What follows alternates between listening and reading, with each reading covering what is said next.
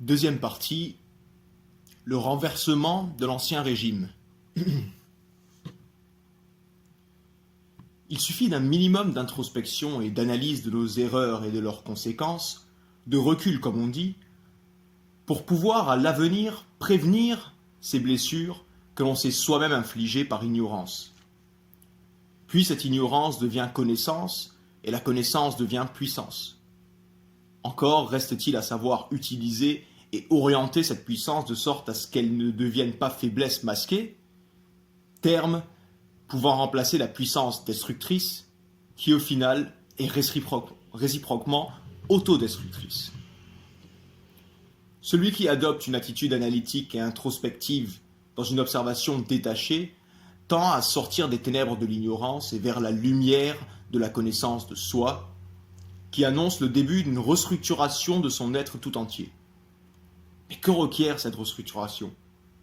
Un démantèlement, bien sûr. Et là est le travail le plus difficile et qui demande patience et acceptation. Acceptation de son état d'imperfection et humilité face à plus grand, meilleur et plus vrai. Oui, plus vrai.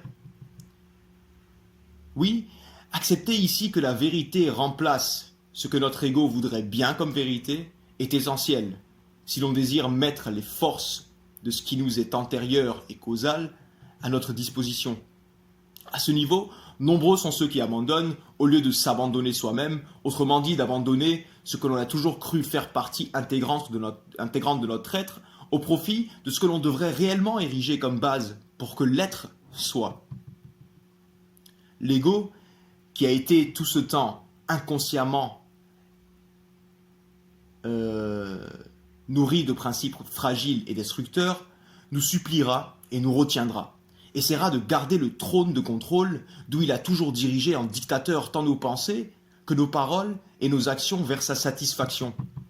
Seulement on le sait, aucun dictateur ne sera jamais satisfait et aucun dictateur ne quittera son trône de son plein gré. Le renversement de l'ancien régime demandera des sacrifices, car les anciennes habitudes, nous ayant procuré du plaisir mais maintenant reconnues néfastes, devront être graduellement remplacées par de nouvelles habitudes qui, aussi graduellement et à long terme, nous assureront un bonheur stable et solide. Voilà, il faut se projeter à long terme quand il s'agit de renforcer le centre de notre construction du bonheur. Le court terme est intense et n'est pas toujours néfaste, mais dans l'ignorance et le manque de contrôle, nous oblige à tout de suite renouveler l'opération par besoin de plus. Ne nous assure ni stabilité ni solidité, et finit par nous dominer. Or la joie profonde, la paix intérieure, est très profondément associée à la liberté. La liberté donc. Tout comme l'on se doit de se dénuder de toute information n'étant pas fondée sur notre nature profonde pour se connaître vraiment, l'on se doit, pour connaître l'univers qui constitue la plateforme de notre évolution, de le dénuder lui aussi de toute obstruation due à l'époque ou à une situation géographique précise et particulière, afin de l'étudier et de nous étudier tels que nous sommes du point de vue le plus authentique possible, étude d'où ressortiront les similitudes entre l'homme en tant qu'homme, avec un grand H, et la nature en tant que nature, avec un grand N, dans leurs aspects immuables et infinis, dans leurs principes, avec un grand P. Ces similitudes seront le point de départ d'une prise de conscience de ce qui a toujours perduré et survécu aux époques et aux siècles, voire aux millénaires, comme ce désir, avec un grand D, qui anime l'homme et dont l'homme ne cherche à assouvir que les manifestations passagères, ignorant les appels persistants de leur source.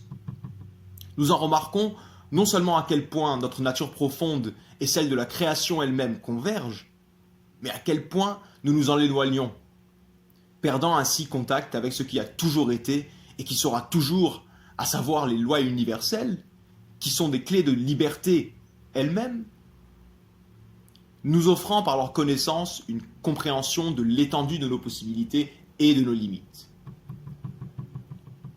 Le prochain chapitre s'appelle Liberté. L'homme tributaire et responsable.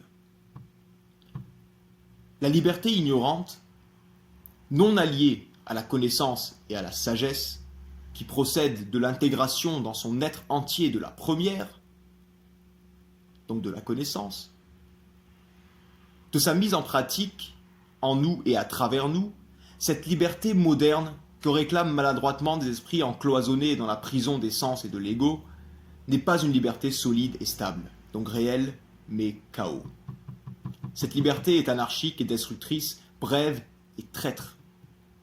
Tout comme la maladie est une manifestation de mise en garde qui procède de l'entrave au fonctionnement harmonieux de notre organisme, la gangrène qui sévit notre société résulte de l'entrave à l'unité des hommes, à leur unité avec la création dans sa totalité, dont il est l'expression la plus évoluée du fait de sa capacité à décider d'œuvrer en sa faveur ou inversement, comme c'est malheureusement le cas pour une grande majorité. Cet instrument majeur qu'est la conscience a tendance à se mouler selon la forme que l'on décide de lui donner par la volonté. Et ensuite, l'on se victimise en pointant du doigt cette même conscience tachetée de notre manque de maîtrise. L'adaptation, par exemple, est une synthèse des éléments enregistrés dans notre mémoire, si bien que la forme de l'être humain s'en trouve changée, la forme physique. Il va donc de soi que son intellect et sa perception du monde dans lequel il vit a également subi un changement, une altération, mais malheureusement dans un sens qui dévie de plus en plus de sa source et qui lui fait oublier sa relation avec son environnement et son unité avec ses semblables. La conception matérialiste et profondément consumériste, devenue la norme, entre guillemets, le pousse à la banalisation de l'altruisme, de l'humanisme, de l'écologie et des principes unificateurs et vertueux qui sont une clé pour un rétablissement collectif d'un état de paix véritable. Il serait sûrement temps, à mon humble avis, dans une société où l'on constate les répercussions inévitables et indéniables de la manière ingrate et inconsciente dont on traite cette création, cette nature avec un grand N, dont on est clairement tributaire mais aussi responsable, de faire preuve ne serait-ce que d'intégrité et de gratitude, oui de gratitude, afin de tendre vers l'harmonie et l'ordre qui sont des principes créateurs et responsables de l'évolution elle-même. Agissons comme la création elle-même dans ses aspects les plus divins, car elle nous montre le chemin si on lui accorde l'attention, l'étude et la contemplation méritées. Tous les maux auxquels l'homme est aujourd'hui soumis, de la dépression grandissante à la soi-disant liberté moderne qu'il serait plus juste de qualifier de libertinage, sont dus à notre manière erronée de confondre dans leurs priorités respectives désirs personnels et devoirs, de rechercher des plaisirs égoïstes qui disparaissent aussi vite qu'ils sont apparus, et dont l'abus prouve quotidiennement que combattre notre nature profonde, réellement harmonieuse, qui, elle, suit le flux de l'intelligence universelle et créatrice, au profit de nos vains instincts animaux dépourvus de conscience et de volonté, est facteur d'éternelles insatisfactions. Tant que l'on s'obstinera à ignorer les symptômes qui découlent de notre frustration, donc de l'interminable recherche de plaisir égoïste au détriment du bien-être de nos frères et de nos sœurs citoyens du monde, et du monde lui-même, ne nous plaignons pas avec une colère ignorante de notre sort et du lourd fardeau que l'homme doit porter à cause de l'homme. Ayons une pensée pour les innocents qui subissent le châtiment que leur impose l'ignorance de certains supposés responsables. Aux victimes du consumérisme, aux victimes de la sursensualité, ce lourd fardeau que l'homme doit porter à cause de l'homme, encore une fois. Prenons alors conscience de ces symptômes, oui, de ces symptômes et de notre part de responsabilité, en remettant ses priorités personnelles en question, en devenant soi-même cause de la prise de conscience collective d'une unification essentielle de l'humanité autour de principes vertueux, se faisant prisme de la lumière de l'âme, autrement dit, en résignant nos pulsions artificielles à l'évidence du culte de la vertu. Se considérant âme soi-même, lumière jaillissant du plus profond de nos corps véhicules, en prenant bien soin de les nettoyer pour qu'ils puissent nous refléter dans notre nature la plus élevée et ainsi attirer d'autres lumières à jaillir de leurs véhicules, elles aussi. Fin de la deuxième partie.